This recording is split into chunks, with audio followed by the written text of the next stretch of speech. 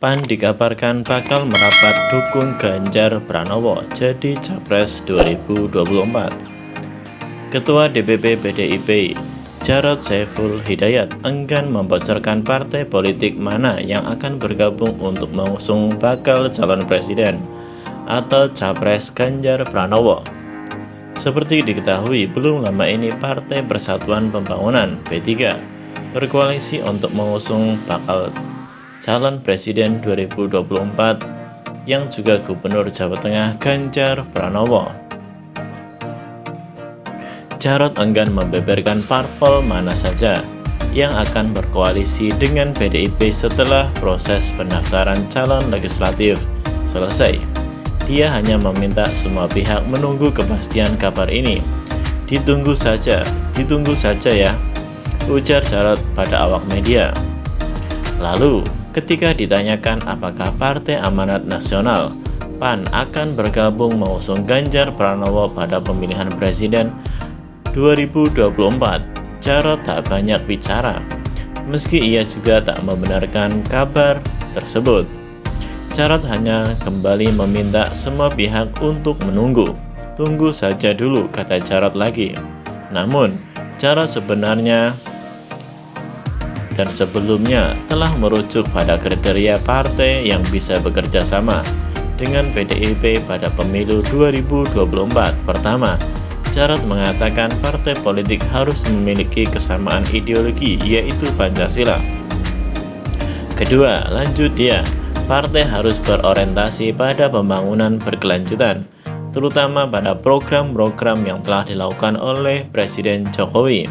Makanya, kita PDIP tetap membuka diri berkomunikasi secara intensif untuk kepentingan bangsa negara, untuk mengatasi berbagai macam tantangan baik global maupun nasional, kata dia.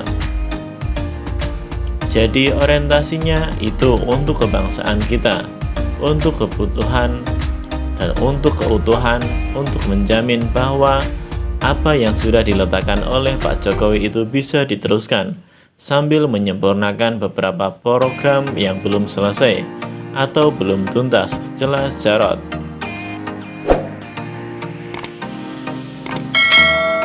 Sebelumnya, Wakil Ketua Umum Waktum PAN Yandri Susanto menanggapi peluang kemungkinan Partai Golkar bergabung dengan Koalisi Kebangkitan Indonesia Raya (KKIR) yang digagas oleh Partai Kebangkitan Bangsa dan Gerindra. Semua kemungkinan itu sangat terbuka karena belum satu koalisi pun sekarang yang memantapkan siapa dengan siapa, partai apa dengan apa, belum ada, ujar Yandri. Yandri menuturkan masing-masing partai politik saat ini masih mencari pola yang belum melakukan finalisasi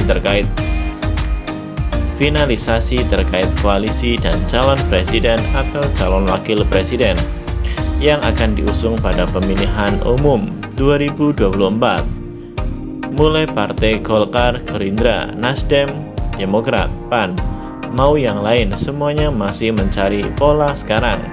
Semua masih sangat cair, belum ada yang katakan putus sekarang, belum ada yang finalisasi koalisi dan calon yang akan diusung, ujarnya. Yandri menilai koalisi antar partai saat ini masih belum bisa dipastikan.